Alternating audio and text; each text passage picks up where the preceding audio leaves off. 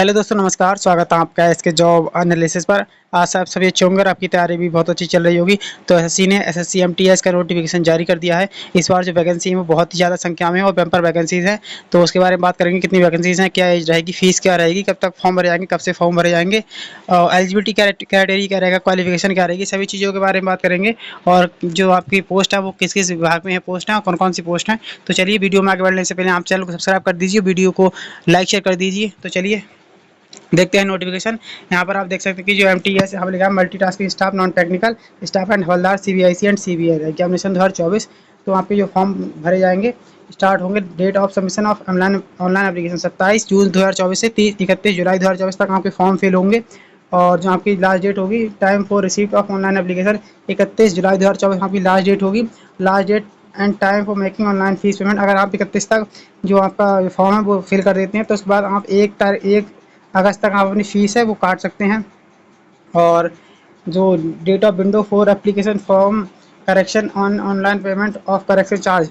अगर आपका फॉर्म में कोई त्रुटि हो गई है, गलती हो जाती है, तो आप उसको 16 अगस्त 2024 से और 17 अगस्त 2024 तक आप इसको सही कर पाएंगे। लेकिन इस बार जो एसएससी ने जो करेक्शन की जो फीस रखी है, अगर आप फॉर्म में गलती हो जाती है और आप उसको करेक्ट करते हैं, करेक्शन करते हैं, तो आपको उसके लिए भी आपको चार्ज देना पड़ेगा इस बार। और जो आपका एग्जाम जो कंप्यूटर बेस्ड एग्जामिनेशन है CBT 1, यानी 2 एग्जाम होते हैं इसमें, तो अक्टूबर नवंबर 2024 में इसका CBT 1 होगा। और टोल फ्री हेल्पलाइन है, अगर आपको कोई समस्या आती है तो इस नंबर पर आप कॉल कर सकते हैं। और बाकी आपको कोई भी समस्या हो तो मुझे भी कमेंट कर सकते हैं, मैं आपको रिप्लाई दे दूंगा। कोई भी अगर डाउट हो तो आपका तो कमेंट कर दीजिएगा। और चलिए देखते हैं इसमें आगे क्या बताया गया है। जो वैकेंसीज़ हैं इसमें इस बार कुल वो एमटीएस की कुल वैकेंसीज़ हैं 4887। और जो हवलदार की वैकेंसीज़ हैं वो हैं 3439। तो यहाँ पर आप देख सकते हैं कि लगभग 8,323 वैकेंसी हैं। तो 8,500 के आसपास लगभग वैकेंसी से वैकेंसी इस बार बहुत आई हैं। वैसे इतनी वैकेंसी आती रही हैं, इस बार काफ़ी वैकेंसी सीजीएल में भी आई हैं और एमटीएस में भी आई हैं। तो बाकी यहाँ पर रिजर्वेशन ओबीसी SC ST को जो भी एज में या जो भी आपको रिजर्वेशन मिलता है वो मिलता चला आया, वो रिजर्वेशन मिलेगा। और मल्टीटास्किंग स्टाफ फंक्शनल रिक्रूटमेंट। और यहाँ पर ये चलिए हमारा suitable category for benchmark disability, ये डिसेबिलिटी के बारे में दिया है, कौन कौन सा डिसेबिलिटी इसमें चल सकती हैं। तो चलिए यहाँ पर नेशनलिटी देखते हैं। ये सिटीजन ऑफ इंडिया, अगर आपके नेपाल के इंडिया के सिटीजन हैं तब भी आप फॉर्म फिल कर सकते हैं, नेपाल के भूटान के हैं तब भी आप फॉर्म फिल कर सकते हैं।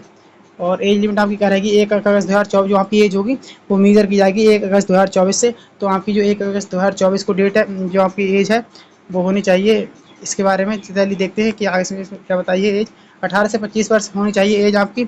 अगर आप not later than for MTS के लिए अगर आप अप्लाई करते हैं तो 18 से 25 होनी चाहिए और 18 से 27 वर्ष होनी चाहिए। अगर आप हवलदार के लिए अप्लाई करते हैं तो आपकी एज 18 से 27 वर्ष तक चल जाएगी।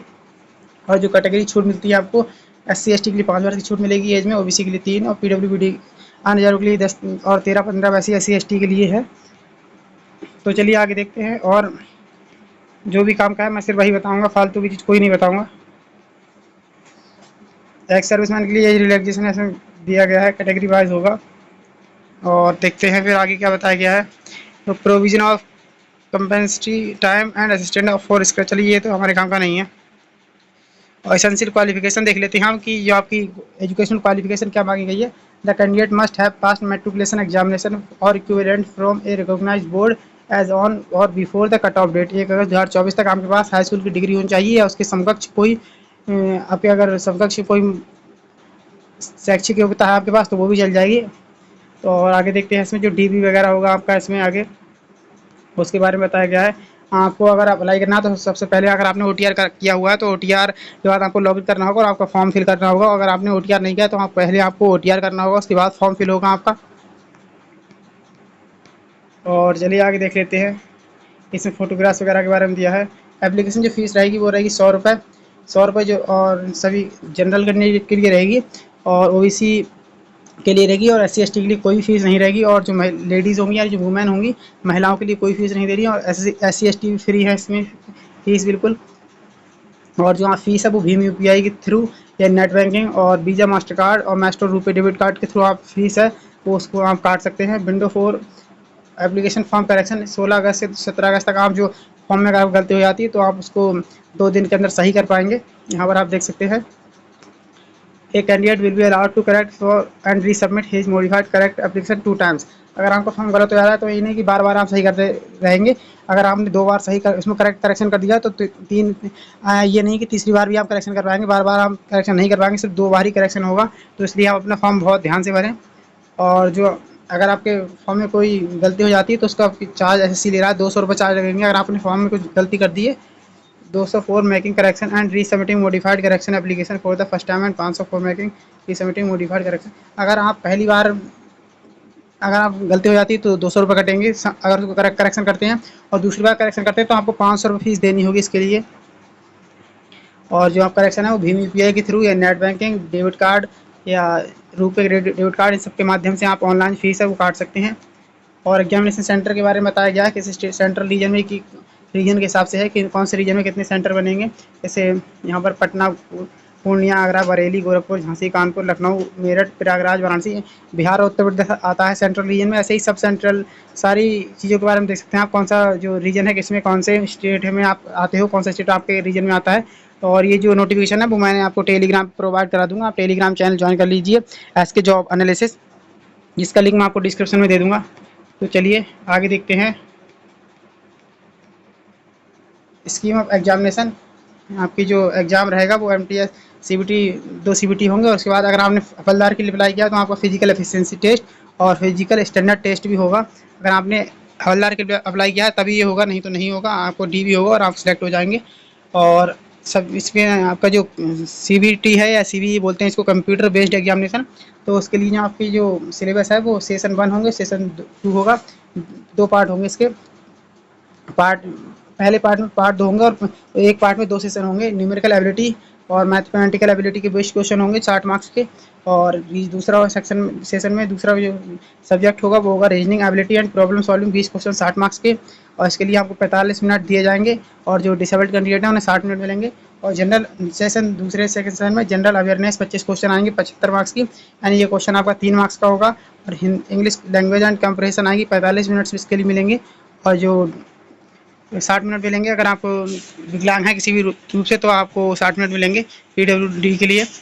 और जहाँ पर कंप्यूटर बेस्ड एग्जामिनेशन होगा, 2 सेशन होंगे इसके, सेशन 1, सेशन 2। तो ये मैंने आपको बता दिया है कि डिसेबल्ड के लिए 60 मिनट हैं। और यहाँ पर आप देख सकते हैं कि जो आपकी जो there will be no negative marking in session first. Session first में आपकी कोई नेगेटिव मार्किंग नहीं होगी। और mark scored by candidate in computer examination, और there will be negative mark. और इसमें सेकंड में तो नहीं बताया गया कि आपकी नेगेटिव मार्किंग होगी नहीं होगी, लेकिन पहले बताया गया no negative marking in session first. Tentative answer key आपको बाद में मिलेगी जब आपका एग्जाम हो जाएगा। और ये डिटेल्ड सिलेबस यहाँ पर दिया गया है इसमें। और अगर आप हवलदार के लिए अप्लाई करते हैं तो इसमें आपको फिजिकल भी देना होगा। और फिजिकल में आपकी जो हाइट है वो होनी चाहिए 157.5 सेंटीमीटर होनी चाहिए। और जो गोरखा और शेड्यूल ट्राइब है उनके लिए छूट मिलेगी 5 सेंटीमीटर की। और जो आपका चेस्ट है वो 81 सेंटीमीटर होना चाहिए। और फुलाव के साथ 5 सेंटीमीटर होना चाहिए, यानी 81 से 86 होना चाहिए। और जो फीमेल की हाइट है वो 152 सेंटीमीटर होनी चाहिए। 2.5 सेंटीमीटर का छूट मिलेगी आपको अगर आप एसटी और असामीज, गोरखा या गढ़वाली हैं। और वेट जो 48 किलोग्राम होना चाहिए, लड़कियों के लिए है सिर्फ 48 किलोग्राम, वजन से कम नहीं होना चाहिए। और 2 किलोग्राम का जो आपको रिलैक्सेशन वो मिल जाएगा एसटी के लिए और एसटी के लिए, और गढ़वाली, असमीज और गोरखा के लिए। और PET PST will be conduct by CBIC, CBI यानी कि जो central board of indirect tax and customs है वो आपका फिजिकल आयोजित कराएगा पीईटी और पीएसटी। तो देखिए सारी जानकारी मैंने यहाँ पर आप देखिए। बाद में आपका डीवी होगा, अगर आप सिलेक्ट हो जाते हैं एमटीएस में तो आपका डीवी होगा। और आपका जो अगर आप शॉर्ट लिस्ट हो जाते हैं तो आपको क्वालिफाई करके आप पास हो जाएंगे और आप सिलेक्ट हो जाएंगे। और अगर आपने हवलदार के लिए किया है तो आपको जो आपका सीबीटी के बाद आपका फिजिकल होगा, उसके बाद आपका डीवी होगा। तो चलिए यहाँ पर देख सकते हैं। और बाकी इसमें कोई जानकारी मुझे नहीं लगता कि अब कुछ रह गई है। ये सारी जानकारी देनी थी मैंने, वो आपको जानकारी दे दी है। तो चलिए यही जानकारी देनी थी इसके बारे में। अगर आपका फिर भी कोई डाउट रहेगा हो तो आप कमेंट के माध्यम से मुझे बता सकते हैं, मैं आपको रिप्लाई कर दूंगा और आपका डाउट क्लियर कर दूंगा। आप ज़्यादा जानकारी के लिए हमारा टेलीग्राम चैनल ज्वाइन कर सकते हैं इसके जॉब एनालिसिस, जिसका लिंक मैं आपको डिस्क्रिप्शन में दे दूंगा।